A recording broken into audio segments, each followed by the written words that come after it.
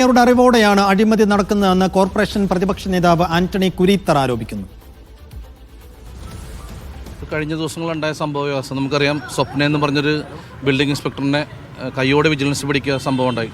നമുക്കറിയാം കഴിഞ്ഞ 4 മാസക്കാലത്തിൽ 5 ഉദ്യോഗസ്ഥന്മാരെയാണ് വിജിലൻസ് പിടിച്ചത്.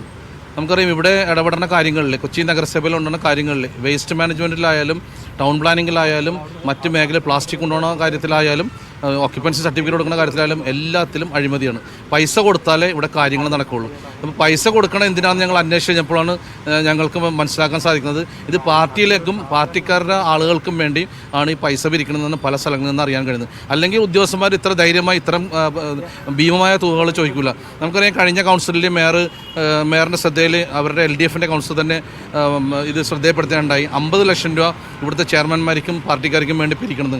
ഇന്ന് മേയർ അത് മലക്കം പറയുകയാണ്. ഇന്ന് മേയർ പറയുന്നത് അത്തരം വിജിലൻസ് എൻക്വയറി ഞാൻ പറഞ്ഞിട്ടില്ലെന്നാണ് മേയർ ഇന്ന് കൗൺസിലിൽ പറയുന്നത്. അന്നത്തെ മാധ്യമപ്രവർത്തകർ എല്ലാവരും റിപ്പോർട്ട് ചെയ്താണ് പത്രങ്ങളിലെല്ലാം ഇത്തരം കാര്യങ്ങൾ മേയർ വിജിലൻസ് അന്വേഷണം പ്രഖ്യാപിച്ചിട്ടുണ്ട്. പക്ഷേ മേയർ ഇതിൻ്റെ ഹെഡ് എന്നുള്ള രീതിയിൽ മേയർ ഒരു കാര്യത്തിൽ ഇടപെടുന്നില്ല.